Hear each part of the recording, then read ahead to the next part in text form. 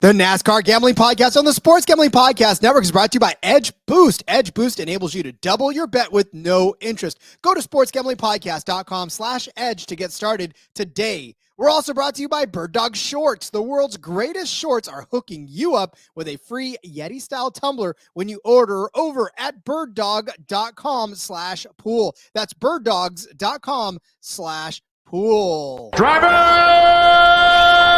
start your engine!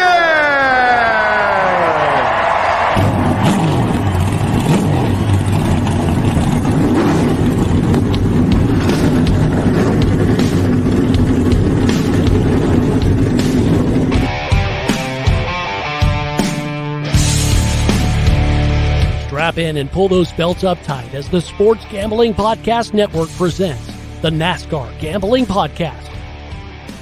I'll wreck my mom to win a championship. I'll wreck your mom to win a championship. With all the news and the best bets for your NASCAR weekend. It refrains me from not beating the out of you right now because you asked me stupid questions. But since I'm on probation, I suppose that's improper to say as well. If you could talk about racing things, we could talk about racing things. Now, here are your hosts, Rod Villagomez and Cody Zeeb.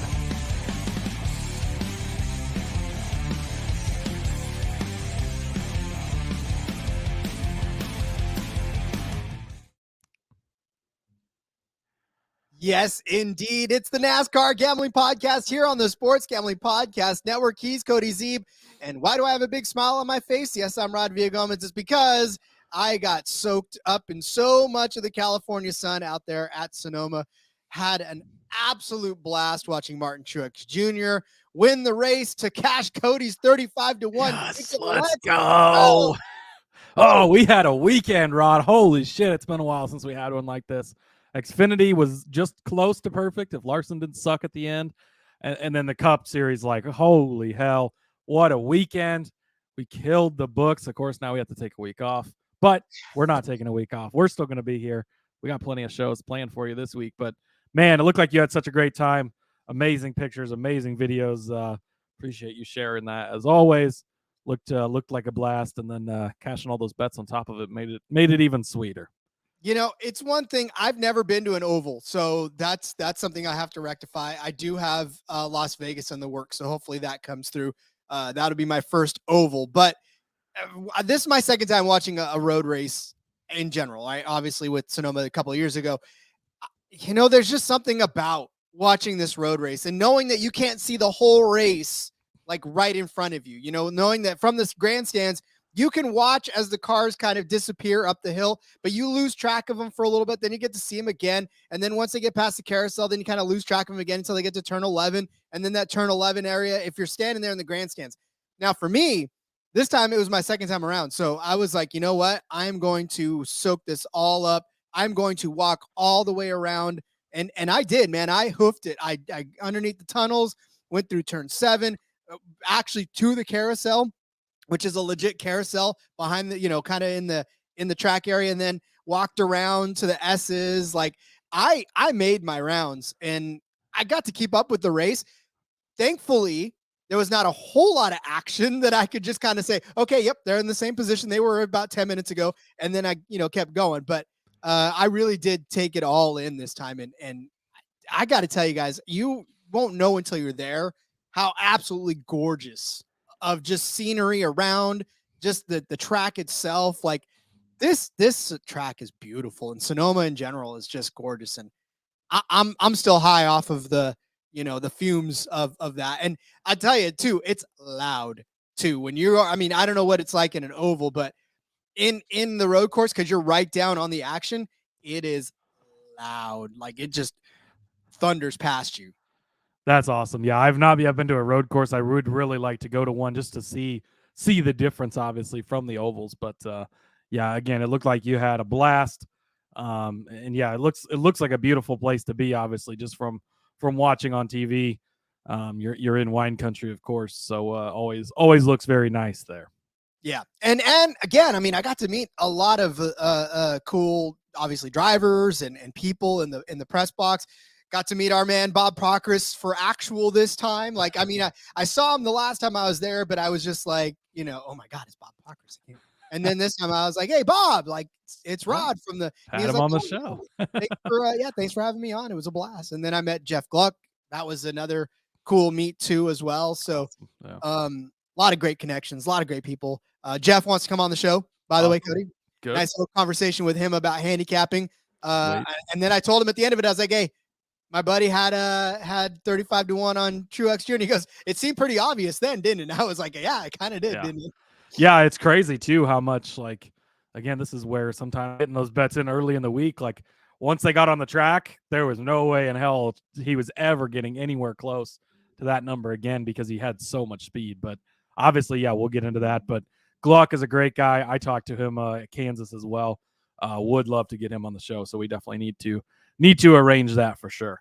Yeah, I mean, it was, like I said, it was fantastic. Oh, I did not put the picture. I don't think I put the picture up on Discord, but Richard Petty in the house for Legacy Motorsport. I think you did share one with Richard. Yeah, I think I shared it with you. I don't know. Maybe it was, because you texted me some. I can't remember which ones. Yeah, I was back and forth. I was in the Discord. I was on the Twitter. I was I did get your one picture like 8 different times in text because things don't say. And I had the same problem when I was at the track. Like, it takes forever because there's so many people all using their phones at the same time for stuff to upload or send and stuff. And so, I'm like, oh, damn, Rod's blowing me up. And I looked and I'm like, oh, it's the same picture over and over again, which I thought was the whole way through. I'm like, I got to send you the same picture over and over and over again. It was a really good picture. So there's that. Well, there you go. Now you have it in your phone about 7 different exactly. times, so. I saved all of them. Don't worry. Listen, I did too. It's like when I have to take a picture for my wife, like you got to take you snap like 10 different ones so she can pick the one that's angled exactly the correct way. So the one that's approved. But I did see Blaney, did see Bubba, like got a picture with them, had a quick glancing shot with Daniel Suarez. I'll have to post the video somewhere, maybe YouTube. Maybe we'll put it in the YouTube channel of the drivers just coming out in bunches.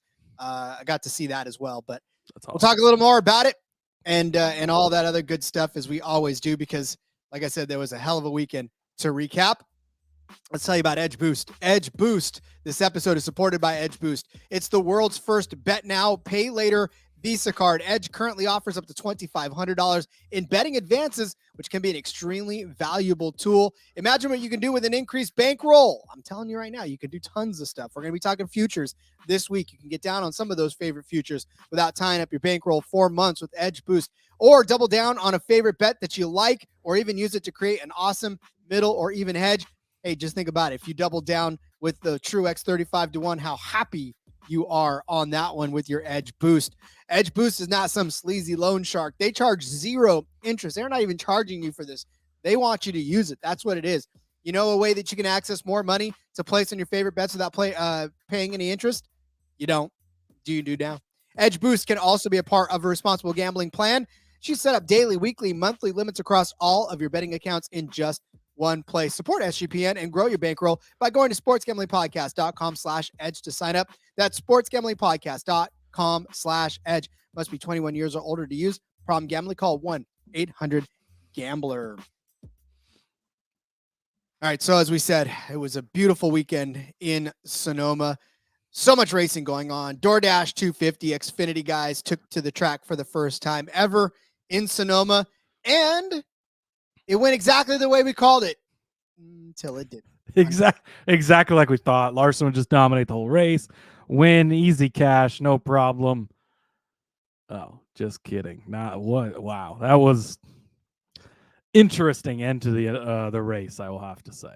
I listen, and having seen turn 11, obviously in person, up close and personal, because the end of the pit road goes to pretty much right there at the apex of turn 11. So you can walk down about as far as you can go, and turn 11 is like right there in your face. So I watched these guys, and I'm telling you right now, that turn 11, if you try to clip the inside like Larson did as much as you can, and get into those tires, it's over for you. Like you can't recover. It's a slow corner, and that's what AJ Allmendinger was using all day long to pass the cars that he was passing. Like he would slam on into turn 11 and get down underneath these guys, and that was what his whole plan was. Now it's funny because I watched I can't remember who. I think it was Elmendinger who clipped those tires early in the DoorDash race and moved him out of the way and opened that lane for everybody else. They kept So talking about that on the broadcast. Like once somebody would hit him and just move them in, and Harvick even commented because he was in the booth Saturday. He goes, "Ooh, those must be a lot lighter this year because last year when they were hitting them, it was destroying cars, and this year it was just moving the tires."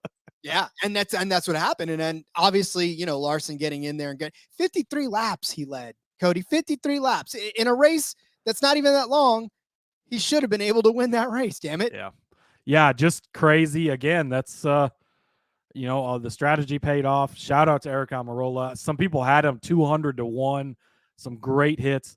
One guy, I gotta find. I wonder where I saw that at. Was it like one guy had a 68,000? parlay, like 86,000. I think he won. But he had a parlay with Truex on Sunday, Almirola the day before. I've seen multiple tickets as well with people that had. Let's see. I was trying to find it. Where'd it go? I think it's in the Discord, right? Somebody put it in the Discord. Maybe it was, yeah. Which there's a lot of messages in there, so I know we'll have to find that later.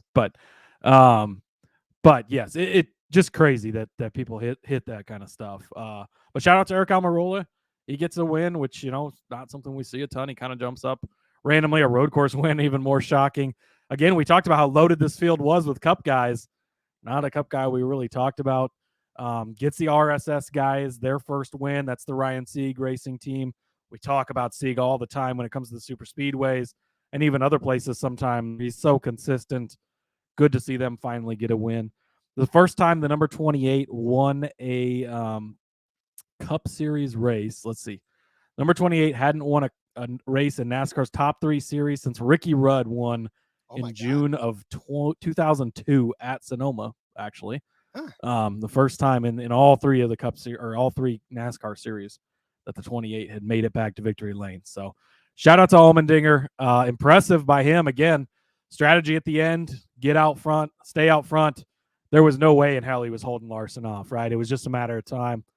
One little tiny mistake Larson made there, and that cost him the rest of his day and even second place. He ends up finishing in third. So, but that's just how it goes. Luckily, the rest of our bets went pretty good. So I was pretty disappointed because I was fairly heavily invested on Larson in that race, and he had dropped down to, I saw him at minus 185 before the green flag.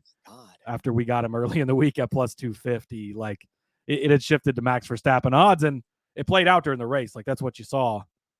But hey, that's why they run the race, right?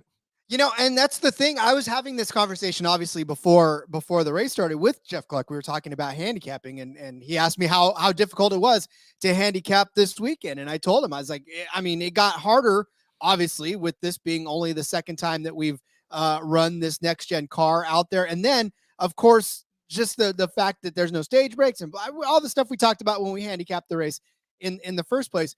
But I also told him, I was like, look, the thing about NASCAR is that you can quite literally get everything right. You can have all of your research correct. Everything plays out the exact way that you say it's going to, and then a driver gets greedy on turn 11 and your day's over. Like, that's how quickly it can change the whole thing. And if you tell me, as somebody who consistently handicaps, not somebody that just gets something right every once in a while, that you said, oh, well, Larson was going to mess himself up on turn 11. That was my handicap. That's why I didn't pick Larson.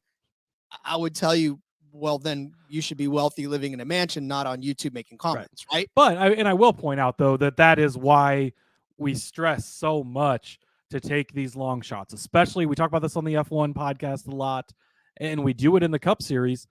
Yes, even in the Cup Series this week, we talked about it's likely going to be one of those big 3, but there is the chance it won't be. That's why you take Truex at 35-1.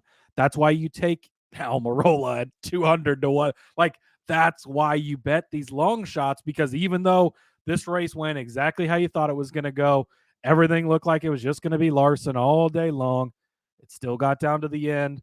That caution flag changed things. Then Larson makes the mistake. That's why you can hit the things. And we have talked about in the past, sometimes that's why we don't want to bet on the favorites in these smaller series, because things can happen. But yeah, it was, oh man, that was heartbreaking on that. I did find the parlay this guy had. There's some rumors out there that this is the same guy who hit the parlay on FanDuel last year, where he just hit a bunch of top tens and it won like $1 million or whatever. I don't know if that's true or not. But this was over on Caesars. It was a $25 bet. Almirola at 150 to 1 and Truex 22 to 1. $25. He won $86,825. Yeah, I don't know. It gave his odds at plus 347 200. I don't know. For just those two parlays. Those two. It's a 2-leg parlay. Yeah. That seems wow, that I don't know. doesn't seem right. We'll have to do some betting on that. Who knows? We may have to have Snoops, Snoops.com, or what is that? Snopes? Yeah, we'll have them snope it out. But we need to have them snope it out for us, because I don't know if I've ever built a 2-leg parlay that's come out to 32,000. Yeah, geez, we're gonna do a lot more bets like that. We're just gonna do like 100 different parlays at Daytona if that's the case. You know what, though? Those are the things that undo everything that us handicappers are trying to do for them. You know, people hit parlays like that, long shot parlays like that, and it makes everything we do seem like, oh, well, this guy hit it and it was easy. It's like, yeah, but how many weeks in a row? Yeah, well, and how many different parlays? Like, there's no way that's the only. I mean, I guess there's a way, but it's unlikely that's the only parlay he put down on that week. So. Yeah, those are always, I mean, it's always, cool to see those. But if that's something you could hit every week, we wouldn't be sitting here because we would just be hitting those on the beach somewhere. Like, that's not how it works. Sipping Mai Tais. Exactly. Well, who was it that somebody, I can't remember which show it was on. So pardon me for not being able to give attribution properly, but it said the same thing. Like, listen, if it was easy to hit the $1 million parlays, we wouldn't be making content. Right. Yeah. That's, yeah. Or we would, but we just wouldn't care. Like, we just give out whatever we wanted to, and then sit back. I love talking to all you guys and sharing stuff with you. But if I had found the secret to hitting this every week, I don't know that I'd be telling anyone, and you probably would never hear from me. So I mean, I'd be in the Discord talking and dropping, dropping maybe dropping it here.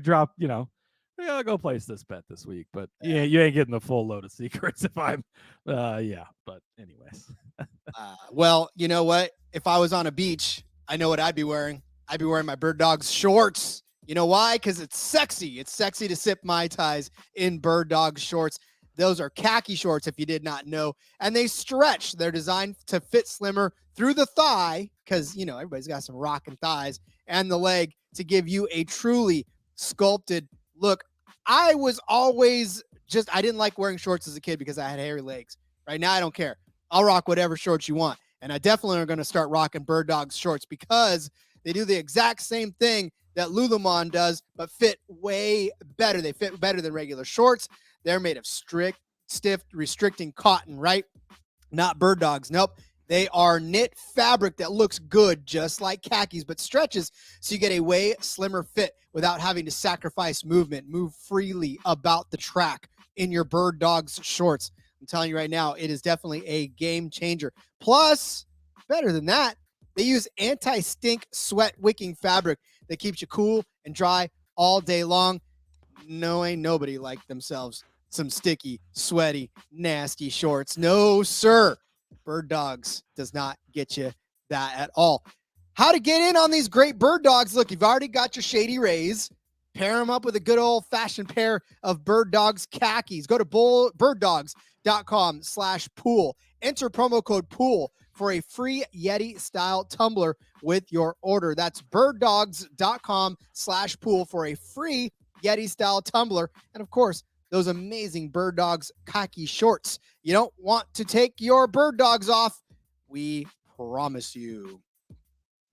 All I heard there was no swamp ass, which is a super positive when it comes to shorts, because that happens a lot in the summertime. But we've got some pretty cool sponsors, right? You got your Shady Rays, you got your BIRDDOGS, you sit down, you got your Edge Double Down, the boost that you can use to buy more Shady Rays and more BIRDDOGS. Exactly. And you're drafting your underdog best ball teams. I mean, at least if we got nothing else for you, we have cool ass sponsors. That's for sure. I'm absolutely loving it. You know what? Who else has cool ass sponsors is, of course, the cars on the track. There was a lot of fun ones this week. I liked watching. And you know what's crazy? So as I was stuck in traffic leaving the track, because look, for much as I love the track, getting out of that thing is no picnic. So the track exit, right? The way you can exit when you come out of the parking lot for media and all the badge holders, you come out going one way on a freeway. There's the only way you can go. You can only go the way, and it's not the way that I need to go. It's the opposite direction of the way I need to go. So I have to come out, and I'm stuck in 2-lane traffic for the better part of 20 minutes, 30 minutes. But then when I finally get to the light, I get to flip around and be stuck in it again for another 20, 30 minutes. So I'm almost an hour in the same area, and it's literally just a loop.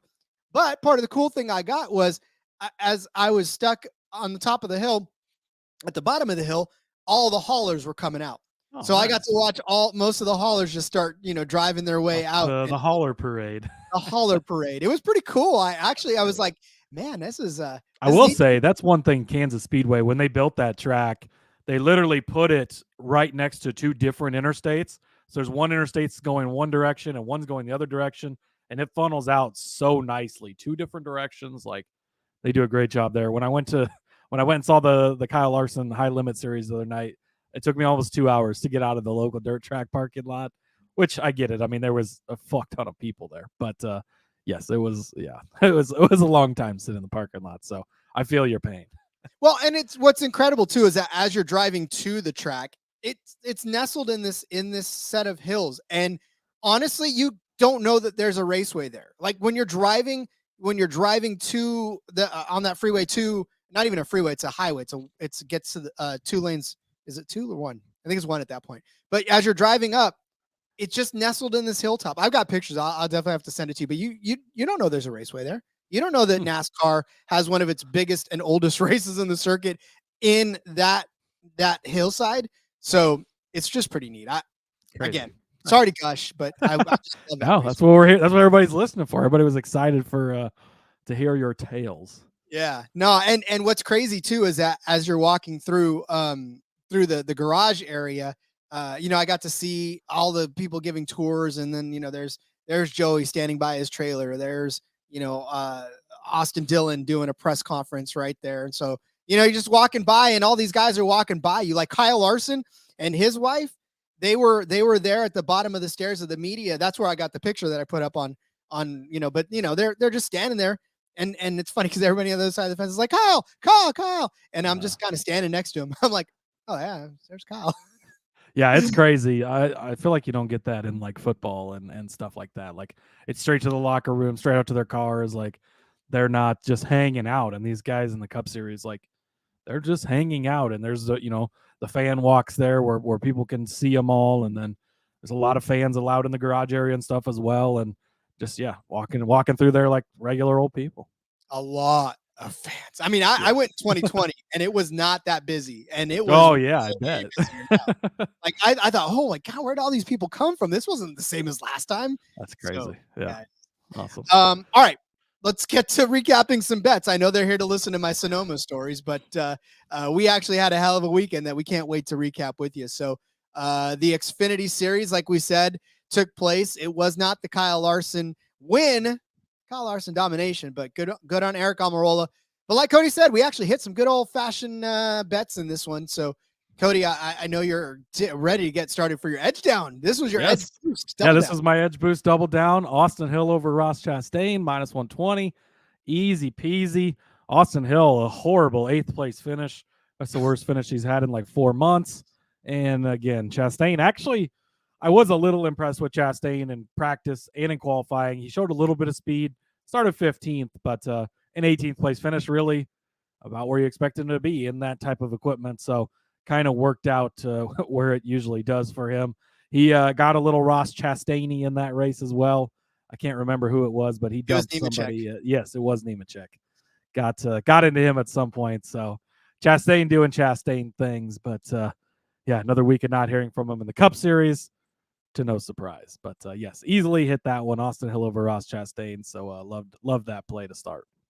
Yeah, and that was the thing too with John Hunter Nemechek. He wasn't. I mean, he was struggling a little bit, and then of course Ross Chastain got into him. But then he did pit early in that first cycle that got him out front again. There was so much pit strategy this weekend. I think they've hit this perfectly. You don't do the stage cautions on the road courses, how we're doing it.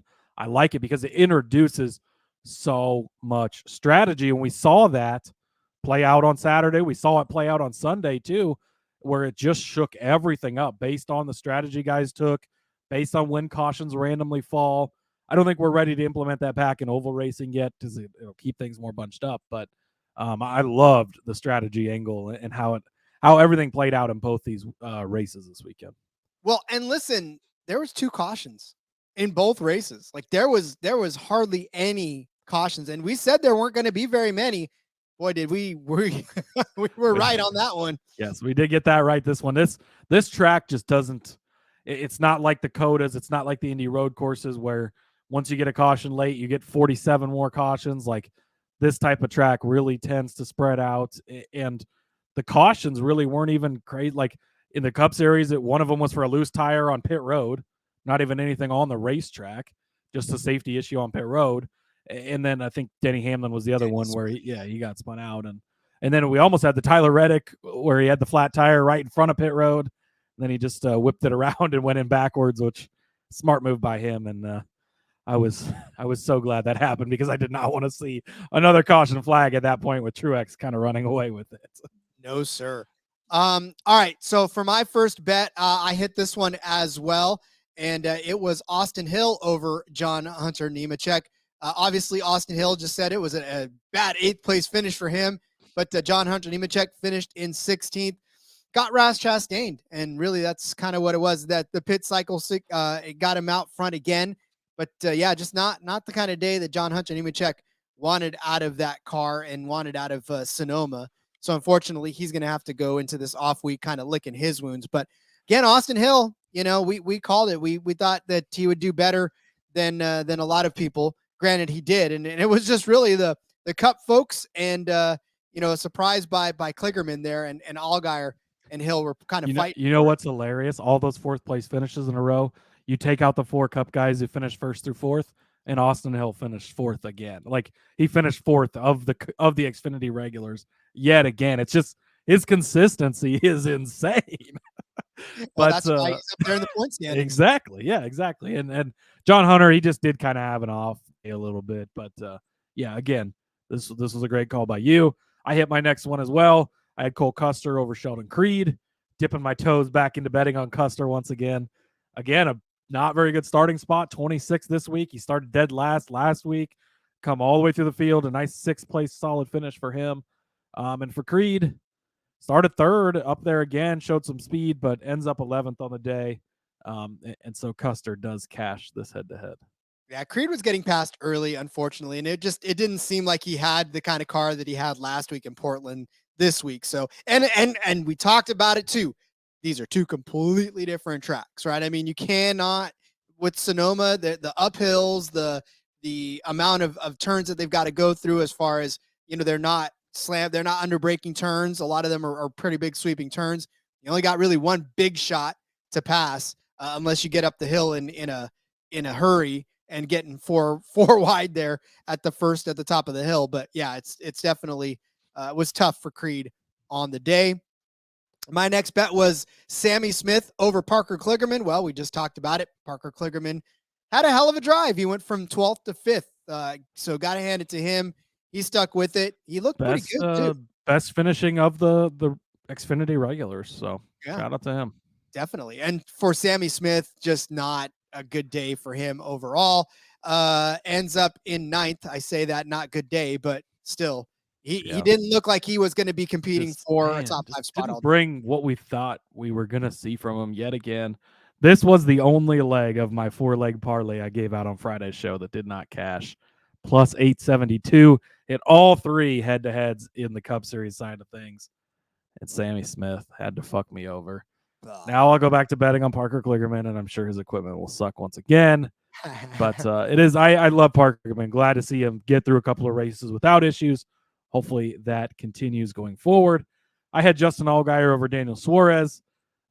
This one a little bit looked maybe I mean, Allgaier, he started second, so it's I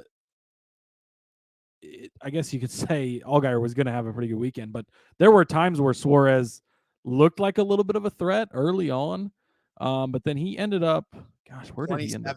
Yeah, so he ended. Was he running at the end? Yeah, he was running, but he had some type of issue in that race.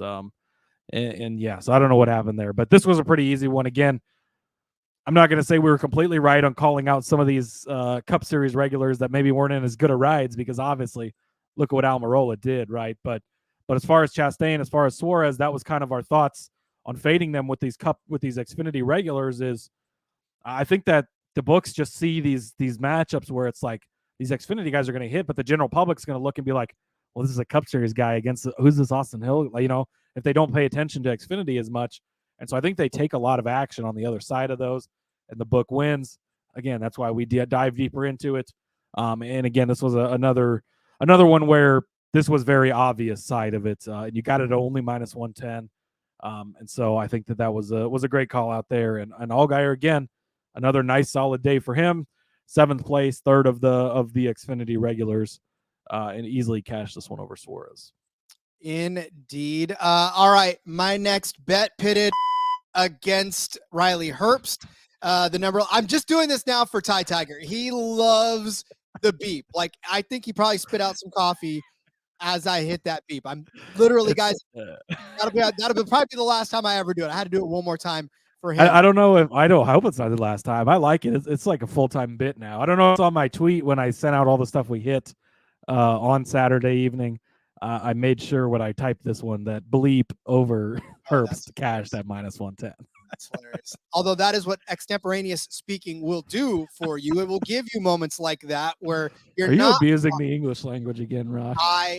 If nothing else. I don't even know what that word means. Only I had to fit it in this time. I've been neglected to do so. So I had to do that. All right. So the number 11 car finished only a couple of spots actually above Riley Herbst. It was 13th place for young number 11 to 15th place for Riley Herbst. And Herbst had problems early, so he salvaged a day. Again. I mean, obviously that pit stop really helped him, the early pit stop. And then now, granted, he tried to jump to the front of the pack.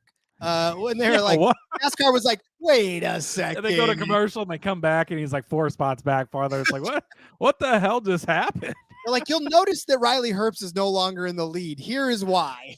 I thought that was interesting. But yeah, again, great call. I guess great to see Riley get a solid 15th place finish. That's the best run he's had in weeks. So maybe some positive momentum going into the off week, but been rough for them. This was, again, the obvious bet. Number 11 didn't catch on fire this week. He did cost me this next bet, though. I had Chandler Smith to win Group D plus 210. Missed it by 1 spot. Easily beat Riley Herbst. Easily beat Brandon Jones. Number 11 beats Chandler Smith by 1 spot. Number 11, Mr. Beep, finishes in 13th. Chandler Smith in 14th. So just missed out on cashing that group bet at plus 210.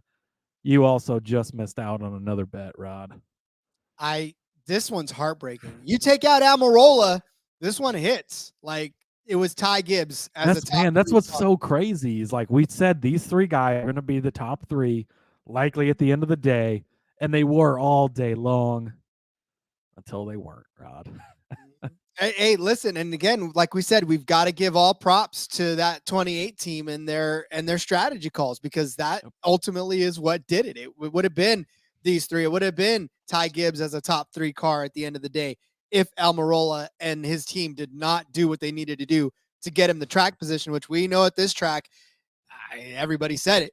All the announcers have said it. Everybody said it going into this week that track position was king on this. They got him track position.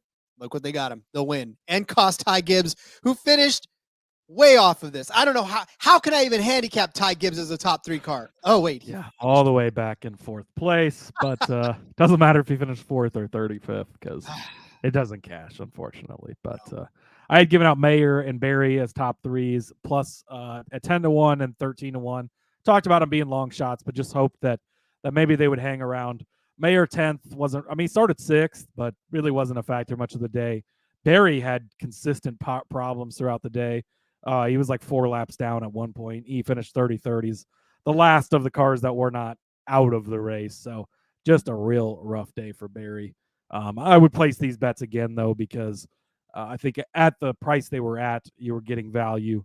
And it could have easily been that they were the ones who made the strategy call and won this race and cashed those bets instead of an Almirola. So I didn't hit, but again, I don't think they were bad bets at all. Damn gerbils. Stop turning. That's what it was. All right. Well, my next one hit and continues a pretty decent streak of car number bets. Rod knows his car number bets. Hey, so I had the winning car number over 16.5 at -110. It was not the one we thought it was going to be, but it was over 16.5. By my math, anyways, 28 is larger than 16.5. But yeah, I mean, I told you that, obviously there was some heavy hitters above that 16.5 line. We thought it was going to be Larson. We thought you double dip with that. But the fact that it was Almirola, if you did not put an Almirola bet down, this was the one that cashed you for Almirola. And that's why you place these types of bets. And it's not always, a lot of times like these numbers are specifically placed, right? It was 16.5 because Allmendinger's 16 and Larson's 17, and those were going to be the best two guys most likely. But sometimes you look at the other guys, like who are some of these other possibilities, and we're going to get to the same thing when we get to the Cup Series side of things. But I hit with the odd number, and it was the same thing. Like, yes, these top 3 guys are all odd numbers, but look at all these other guys in odd numbers that could win this as well, and there you go, one of them does. So, again, these types of bets, man, and we've been really crushing these over on the F1 Gambling Pod too, with as far as like classified car numbers, and sometimes you can get a real good advantage on some of these. So another great call by you. For winners, I had Larson plus 260. Obviously, I think this was a great bet. He dominated this race. He should have won. Even despite losing the race late, he was going to catch him. He was going to pass him. It was just a matter of time. It was almost like he was just taking his time getting there, and then he just pushed too hard in one corner, made one small mistake, and that's what cost him. It sucked. It was unfortunate. And then the rest, like I said, I was going to go heavy on Larson, toss out these long shots just in case the long shot won, which I was right about. That's why you toss these long shots out, because it can happen. And I had John Hunter at 25-1, Mayer at 40-1, Barry at 80-1. We already talked about all 3 of those guys. At those numbers, I would place those same bets all over again. And those guys, I would still say all better than Almirola as far as equipment goes, as far as being Xfinity Series drivers. And so to have been put in a position where a long shot wins, if you go into this race saying, hey, a longer shot's going to win this race, I would have placed these 3 bets all over again for the exact same reason. And even though I had picked the favorite in Larson, that's why you still bet long shots, because they can hit. And we saw it in both races this weekend. Indeed. Well, I had called Allmendinger out at plus 300. Obviously, like we said, we both thought it was going to be Larson, but if anybody was going to catch that, it was Allmendinger. And hey, guess what? It was close. Allmendinger definitely was one of the top cars all day. Why? Because he did end up finishing in second place to Eric Almirola. So, I mean, not bad for that. He actually did lead a couple of laps, did AJ Allmendinger. And then I also gave out Justin Allgaier just as my long shot at 15-1. And listen, he started second. He started outside pole. So to get the outside pole on this track at 15-1, not bad. Now, granted, he didn't have the type of day that I think he wished he would have had, but he was fighting with Larson, Almirola, Dinger, and all the other crew, right? Custer, who fought his way up there. So 7th place for a 15-1.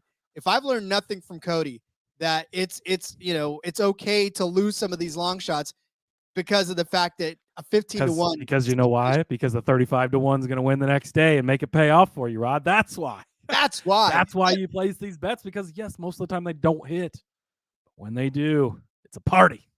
Well, and I was talking to Jeff Gluck about this, if I could name drop, as I always do, about the whole, just handicapping these races and talking about the fact that, listen, if you pick, and if your research is solid, you shouldn't feel bad if a bet doesn't hit, because how can I, have predicted that Almirola would make a pit call like that? Tell me in the data, tell me where I can find that specific data point. And everything I've studied up until then is not prepared me for the fact that Eric Almirola's crew is going to swing for the fences and win him the race, right? Yeah, and that's why you sprinkle these long shots, because it can happen no matter how good a guy like Kyle Larson is the entire race. So if you had him, shout out to you. I know we had a few people that were on him. I saw a lot of people on Twitter. Surprised for being a 200-1. There was a lot of people that were on him, which shout out to all of you guys. That's a great hit for you. Shout out to all your photoshopping skills. We'll be back to talk about the Cup race in a second. Hey, everybody. If you play fantasy football, especially in auction leagues, or you're a whiskey fan. yes, exactly. Check out the Sports Gambling Podcast Fantasy Football Channel show, Old Fashioned Football. Coming to you every Tuesday morning, give us a listen. We'll bring you the latest fantasy football data, including The injury report, studs and duds, waiver wire targets, and suggested fab. market movers. After all, we are the Marks, He is my hubby. and she's J Mark's wifey. And we're bringing all this to you while drinking an old fashioned and giving you our honest review of a different whiskey every week. All that and more. Hop on over, give us a listen. Come for the football, stay for the whiskey. This ad's almost done. Going once, going twice. Sold. All right. Surprisingly enough, for as much as I was at this race, watching this race, I don't know how people can stay in the media center the whole time. It's really hard in person to keep up with everything that's going on, and you don't, even if you have the radio in your ear or you're listening to the scanners, like, you're not getting the full TV breakdown, and it is hard to keep track of exactly everything that's going on, and you're watching things on the track and not necessarily hearing every single storyline or seeing everything. That is something that I have noticed, even just sitting in the grandstands, but then especially like if you're walking around and you're between the media center or the press box and being on pit road, like, it is hard to keep up with everything that's going on throughout the day. Yeah. And it makes it doubly hard to do it on a road course where you can't see half of the track anyway. So I guess that's why people can stay in the media center all day, but not me, man. I wanted to experience. You got to get out there. Maybe if you go to every race, I guess you just kind of get into a rhythm, but no, if you're there, you got to walk around and take it all in for sure. I will say though that I was in the media box for both cautions. And it's weird because I don't know what the people thought of me, because I would pop in real quick and I would do something, like I would drink water or whatever, and then I would go out. Like 2 minutes later, I would just go.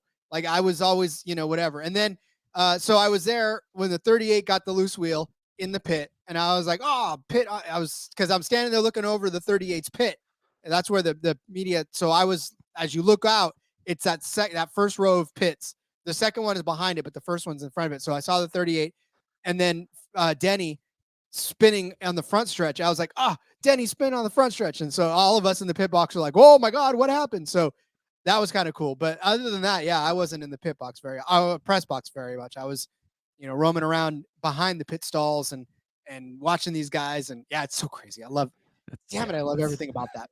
It's a great time for sure. Yeah. A great time though is cashing 35 to 1s. And that's exactly what we did. And not only that, we had a bunch of the other stuff too. Kyle Larson did keep up his disappointments for Saturday. I guess this would have been before the race, but pole award again. He had done it 5 times in a row.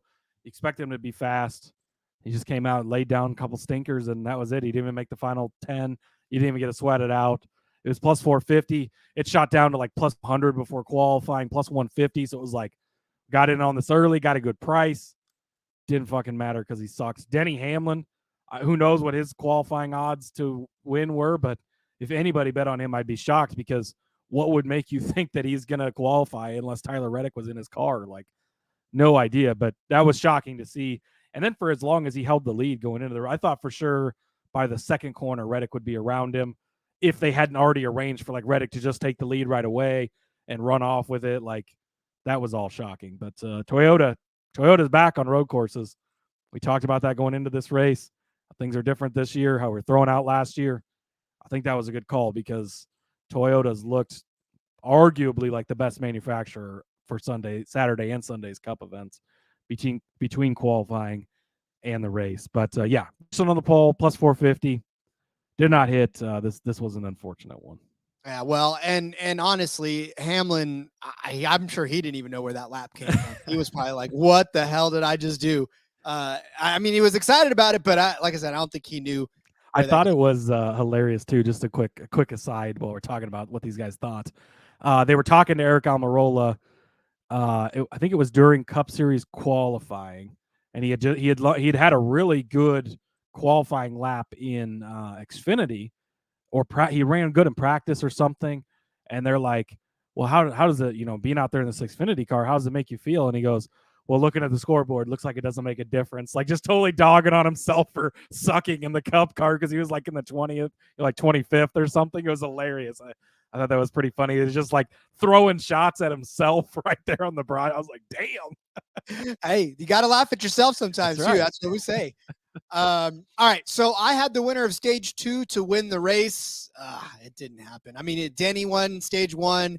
Kyle won stage 2. Kyle probably could have won that race. And this ends up being insurance on your Truex. Like, if Kyle somehow catches it and passes Truex there at the end, this ends up being your insurance policy on that, plus 250. But again, those random cautions and when to pit type of things are just kind of what threw a wrench into this as far as it not cashing. But I still don't think that it was a bad bet to take, because if it had kind of been a Truex runaway, if the cautions hadn't fallen when they did, I think Truex would have had, probably won that stage, but ended up pitting earlier because of when the caution fell and all of that stuff. Yeah, and that was it too. It was Kyle Busch winning that second stage because of all that, because Denny spun out. Yeah, it worked out perfect when he was on pit road, and they were able to stay out and keep that track position, which again is what made this. That was the exciting. Again, somebody pointed out on Twitter, like, for all you people saying that this was exciting because the strategy is because nothing else was happening. Like, you're not completely wrong. Like, there wasn't much else happening. So luckily we had the strategy to keep it entertaining. I had the winning car number as odd. Minus 145. I said I love this bet, wrote it up in my article as well on sportsgamblingpodcast.com. And yeah, this one was a fairly easy. I mean, I guess you get the, second place and third place end up being Joey Logano too, third place. I don't even remember him finishing in third. So weird. But Martin Truex again hits this one as the odd number car. You had Elliott, you had Larson, you had Reddick, who you all expected to be good. But they didn't hit it, but luckily Truex holds off in the odd number car bet hits. Shout out to Chris Buescher, by the way, 4th place finish. That is it 7? I had the stat right here. Let me find it. 7 top 10 finishes in a row on road courses for Chris Buescher. Yeah, it's going to be a guy we need to be watching his winner odds at these types of tracks, because to be that good and that consistent, man, impressive. And, in his post-race interview too, I mean, I was standing there while he was talking, and basically he was just like, yeah, that's good, but I want better. Like, it was crazy. He looked disappointed to finish the way he did. And I was like, damn, son, like you're well, that was his tweet, 4th place with a thumbs up. And then he says, next up, we've got to win one of these things. That's like what he said too on the track. Yeah. That's exactly what his thoughts are. Yeah. Because he said, I think I have the video too. He's like, 4th place is great, but we got to win one. He's like, now I'm getting greedy. Now I want to win one. So RFK solidly in the playoffs with both their cars at this point. Their things are looking up for that group. Indeed. All right, my next bet was AJ Allmendinger over Austin Cindric. This was not even close at all. AJ Allmendinger, as we said, he was going to be one of the better cars on the track all day long. Obviously, 6th place finish for him. Austin Cindric mired down in the standings. Shit the bet all weekend. What the hell? It was bad for Cindric. Yeah. So started 34th, finished 25th. Like, horrible weekend for Cindric, which was not at all expected. Yeah, well, I mean, yeah, it wasn't. But as I was watching the leaderboard too up in the box, I was always like, okay, 16-2, 16-2, and it was never like a 16-2. Oh my God, what a sweat! No, it was always like 16 and easy cash. Yeah, and I was hesitant on this one. I think I even said it when you brought it up. I was like, man, I feel like Cindric's going to be good, and Cindric was not good in any way, shape, or form. Bad weekend for him. I had Kyle Busch over Ross Chastain, minus 120. Another easy hit here. I'm actually surprised to see that Chastain finished 10th. I didn't realize he had that decent of a finish. Like, again, just a complete non-factor throughout the day. I don't even remember him being mentioned on the broadcast. I don't think they talked about him. He came up once on Saturday because he bumped John Hunter Nemechek out of the way. But other than that, again, just another weekend of nobody talking about Chastain. Busch, just like he did at Coda, nice solid second place. That 8 car was good on road courses last year, good on road courses again this year. I think that's going to continue to be something we'll have to hit on as we still 4 more road courses coming up this season. 3 more traditional road courses and Chicago street race, which that's coming up in 2. We got a week off this week, and then we have Nashville, and then it's Chicago. I don't know how we're gonna handicap that one, Rod. Oh, we're just gonna have some fun, man. This is what it's all that's about, gonna right? be like betting on a super speedway. I think it's gonna be. You're gonna have to take that approach to that race. But yeah, I can't wait to see KFB the over odds. Ross. What's that? I can't wait to see the odds. Oh, it's gonna be. And when I saw that, I think it was Chris Worm had tweeted that out today, where he was saying, "So who would you make the favorite?" And having people like plead their, who would you make the favorite in this race and why? Basically, there was some interesting responses on there because who the fuck knows what to expect there? Somebody commented Joey Logano because he wins everything. That's new, so yeah, I think we'll definitely have to bet on that. But Zane Smith, because why not? because right? this is like is that hand guy racing in this one? That might be he might be a good bet for something like this. Who the hell knows? Well, and so with Kyle Busch, though, that's the thing. We talked about it. He's got that stretch of second place finishes, top 5 finishes. Like last season was an anomaly. So the fact that he rose rightfully back into that second spot, that top 5 spot, that was no surprise. What have we been saying since November, Rod? The season ended, and the very next week when Cup Championship odds came out, 20-1, we started saying it right then, and we have not stopped. This is his revenge tour. 3 wins in his last 4 races. 2nd this week, 1st last week, 6th the week before, 7th the week before. Like, he is on a fucking heater, and I don't think he's going to slow down anytime soon. And he was pissed, too, in his post-race interview. I mean, he was just like, he's like, you can't pass on these tracks. I mean, you got to get track position. Well, and that's the thing. I think he had the better car late in that race. Like, for a while, at some point, eventually Truex kind of started pulling away, but for a while, I thought for sure that Busch was going to get him, and I was just like, "Oh, please don't catch him!" Like it looked like he was going to get him, and did not, luckily. But yeah, Busch has been a man on a mission here lately. Well, and it's crazy because from the press box, you can see the front stretch, right? That's the part where you can definitely see the front stretch. So, you watch the little TV screen.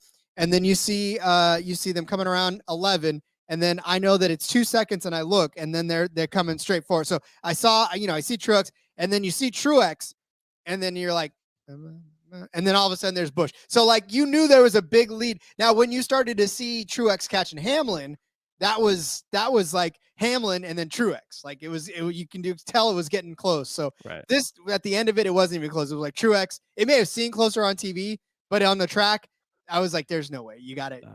He's got work to do. So, all right. My next bet was Larson over Reddick. And of course that happened. Kyle Larson ended up in 8th place. Tyler Reddick, for what it's worth, like his car, he qualified 2nd, and you thought, okay, here we go. Like at that point, I thought it was over. Like he's going to take the lead. He's going to lead every single lap of this race, just completely Verstappen the show. And like, on the start, he dropped back to like 4th. And then it was a bad day for Reddick, which for being the new guy at the road courses, he's won 3 of them over the last couple of seasons. Like just to absolutely be silent. It was very, very strange out of Reddick, especially when I just talked about how good Toyota was and all the improvements we've seen from Toyota. So it was like, why wasn't Reddick a part of that? I mean, he didn't really have much time on the track last year because they had an issue early and he didn't really get the quality laps. I don't know if that has something to do with it, but very interesting that he did suck as much as he did on Sunday. Yeah, he ended up finishing in 33rd position. Yeah, 33rd position. Just not a good day for that 45 team. Well, and then they had the flat tire where he goes in backwards in the pits, and then they made him still serve a penalty after, which I thought was I get why you make him serve the penalty, right? But at the same time, like he was helping out by not having to throw a caution, right? And whatever. But anyways, yes, this was, again, great call by you. Plus money. Again, we talked about it. If you could get any of these guys against any of these top 3, if you were getting anybody plus money against another one, Why not? Because it wasn't guaranteed they were all three going to be the best three. And even if they were, you didn't know which one it was going to be. And so, yeah, so this one cashed for you. I had Byron over Keselowski minus 160. This one is closer than it should have been. Byron ends up 14th and Keselowski 16th. So, and they started 25th and 26th. So again, the books with a matchup that doesn't seem like it should be, but they end up finishing close to each other. A little bit of a sweat especially for being at minus 160, but this one did cash very nicely. So I will take it. Yeah, but Brad had to come in early on that one cycle. So he came in early and then came in again. So not a very good day for Brad Keselowski all the way around. I will say, though, in front of his hauler were 2 sets of free Hawaiian bread, the Hawaiian brand bread. So you could grab a free pack of bread if you wanted it. And there were pretzel buns and everything. I refrained because I was trying to be professional, but I felt like I should have grabbed at least 2 or 3 of those King Hawaiian bread. Those things are so freaking good. I know. I didn't want to be like, oh, thanks for the bread. All right. My next bet was Zane Smith as the winner of Group B or Group F rather, with Dylan Priest and Bubba Wallace. Poor Zane Smith. That loose tire definitely just killed his day. He'd pitted and he was leading this group for the longest time. Unfortunately, yeah, like that wheel fell off and that was it. The literal wheel fell off of his day. Ryan Priest finishes in 13th. Not a bad day. Bubba Wallace finished in 17th. Austin Dillon in 19th. But, Zane Smith, I thought, could have had a better day were it not for that pit blunder. Yeah, agreed. That really just cost him everything. Priest, kind of a surprisingly good performance. He did win the ARCA Series race on, I believe that was Saturday. Or was it? Might have been Friday night. Either Friday night or either way. But he did win that, so he got some track time there. But, yeah, I think Zane Smith was running pretty decent until the tire thing. And at that point, that's out of his hands. There's nothing he can do. So I had Kyle Busch, top 3, plus 300. This one cashed. That was another nice hit at plus money. Again, he had done it earlier this season. We'd seen the 8 car being good. It took some strategy, but they did it. Obviously, Burnett, as the crew chief, knows how to get these guys up front at these road courses, and then his drivers are doing the work from there. So Kyle Busch, top 3, plus 300. That one cashed very nicely with the second place finish. Yeah, a 12th place start for Busch, and almost kind of looked like it wasn't going to happen because it just he wasn't. He wasn't a top 3 car throughout the day for any means. But once he got up there on the pit cycling, then he was able to hold on to it very nicely. And so it ended up working out in that manner. Strategy for sure. I had winning manufacturer as Chevy at minus 150, but again, we were kind of counting on Kyle Larson or Kyle Busch winning this race, and both of them could have. Unfortunately, neither one of them did. So yeah, it just, and for Kyle Larson, man, he just did not have anything all day long. It was just not his day at all. It was kind of surprising at how the big 3, quote unquote, just did not quite live up to what you thought. There was points where Larson looked a little bit fast, right? He was kind of running. When you get to the long runs, he looked faster than the other guys, but he didn't really have anything for him. And Elliott had his points too. There was a strategy call for a while that maybe he was going to be sitting in the right position, but things didn't quite work out. I think he was like about 4 laps late on hitting that just right. And so it didn't work out. But yeah, again, we expected Toyota to be better, but I even said I wouldn't bet on Toyota to win this race. I would just take Reddick or pick your Toyota guy, which luckily that strategy worked out for me, right? But I was surprised. I mean, Hamlin looked very good. Truex obviously looked great. Reddick was the one who struggled, which was surprising, but Gibbs looked very good. Bell looked good. Bubba just has not figured out road courses just yet. He was kind of out to lunch all day. But at one point early in that race, the top 5 were 5 Toyotas, which last year, like, it was they were comically bad at road courses. It was amazing. So they've definitely figured some stuff out this year. For winners, I had Chase Elliott plus 550, AJ Allmendinger at 16-1. But most importantly, Rod, Marin Truex Jr. 35-1. Let's fucking go. We needed this. Outrights have been a little tough this season. It's been a very hard year to predict. We've hit a couple here lately at William Byron 10-1 a couple weeks ago. And hitting this one 35-1, obviously very nice, good way to head into the break.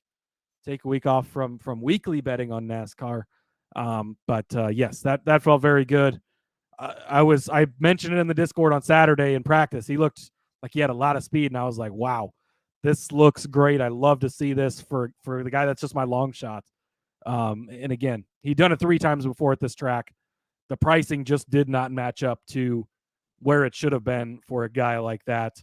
And luckily, we decided to throw out Toyota last year, and I think that's what made the difference, because if you look back at last year, you would not have bet on Truex because it was rough for him at road courses, and it was rough for the whole Toyota camp other than Bell winning Cardboard Gate. But outside of that, it was very rough. So luckily, research paid off on this long shots, and we've had such a string early in the season where we had the guy leading at the end of regulation 6 or 7 weeks in a row, it seemed like, where we kept getting screwed by overtime. We had some long shots that were really close, where we were in position until Mr. Bleep took them all out in one foul swoop. But 35-1 on Marin Truex, great way to head into the summer break here, as you might say. Yeah, and that was, again, just a great, and it was just a feel-good story on the track. Like, nobody was, I mean, other than Kyle Busch, nobody was really pissed that happened. It was just, everybody was so happy for Truex. He's found his groove. So I definitely can't, and as far as being retired, I don't think he's going to retire anytime soon. No? Yeah, well, and that's somebody, gosh, did they talk about that? I think they might have talked about that on the broadcast. Yeah, where they were saying, it's up in the air on if he'll retire, but if he's winning and having fun, he's not going to retire. Well, that's the 3rd time he's been in victory lane this season. If you remember, he won the Clash to open up the season, so doesn't count. It's not a points paying race. I get it. He's got 2 wins, but the 3rd time this season he's in victory lane now. Marin Truex Jr. starting to have fun again, I think, and if he's having fun, he ain't going anywhere. And I think he's actually the points leader now. I'll have to look. But I believe Tom Brady would have had as much fun in his last season in Tampa, I don't think he would have retired. True. Yeah, that's it. We saw that because when he was having fun, he unretired, right? Exactly. But Truex is back to the points lead now, and has those multiple wins. So yeah, it's good to see him back again. Didn't touch him for a while last year, but luckily he got that win earlier this season, so I could bet on him. And 35-1, that vaults him up the list of favorite drivers quickly. Gotta love it. Well, I had Larson as the winner. Like we said, once he didn't get the pole, I think that shot his weekend. There was no. That's really and it looked so good on Saturday. Like that made your bet look promising, because it's like, okay, sure, he has to start 11th, but look how fucking good he is, and maybe he would do it again, and he didn't quite have it.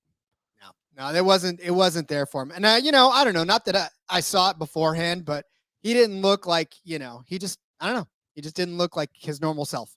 So I don't know if he was feeling not being able to win on Saturday or whatever, or I don't know, but who knows? Looking forward to vacation, I guess. Hey, listen, they get a week off now. Those haulers get a little more time to get through the traffic of Northern California to get to Nashville. So definitely looking forward to that. All right. Well, let's put a pin in Sonoma. I could probably sit here all day and talk about it because it was amazing, but I won't. Just know that the conversation will continue in the Discord. We'll talk all about it. If you've got any other questions, maybe I'll put a couple extra videos that I got in there, some more pictures. I definitely will put the picture of Richard Petty in the Discord. No Michael Jordan this time. Sad to say, but whatever. I don't think he was there because I don't remember them showing him on TV at all. So must have been busy. Shaq was there, but wait, Shaq was there and I didn't see him? Yeah, DJ Diesel. Well, he was supposed to do a pre-race DJ thing. He was. That's what he was doing. How do you miss a guy that's 7'15", Rod? Jeez. Because the what you call it, the main stage is completely clear away from the pits. I can barely see who's up there. But yes, I did see him. He was taking pictures afterwards. But oh well. Anyways, yes. Make sure you join us the rest of the week too. I know that all 3 series are off this week. It is a break, but we've got futures. We're going to kind of review all the series, each series individually. Look at the hopefully we get some Xfinity futures back up here, because right now we just have Cup and Trucks, but I'd imagine they'll pop up and just kind of look ahead. Maybe some EdgeBoost double down, the way you can use that to place some futures. IndyCar is racing at Road America this week. If we get some odds here earlier in the week, we might do a special episode on that. Check out the F1 Gambling Podcast as well. They are in Canada this week, so I think that's probably a decent time to actually watch the race here in the States, which is always nice when it's not at 3:00 in the morning. So it is a week off for the Cup Series, for the Xfinity, for the Truck Series, but not a week off for us. Make sure you join us the rest of the week because we got some good, fun stuff planned. We sure do. Again, lots of future stuff to talk about, lots of bets to talk about, and we'll get there. So in the meantime, Cody, if they want to follow you, how do they get a hold of you on social media? Yep. Follow me on Twitter at Husker_Zeeb. Find all my work over there. Got a couple of NFL pieces in the works and lots of fun stuff coming up. So follow me on Twitter at Husker_Zeeb. You can see all that. Follow the show as well at NASCAR Gambling. You can scroll back through. Rod posted quite a few things on there this weekend too from his experience at Sonoma. Got a little happy with the Twitter account this time. I was like, and then I had to pop back into Wi-Fi range to make sure I did it. So hope you guys didn't mind the spam.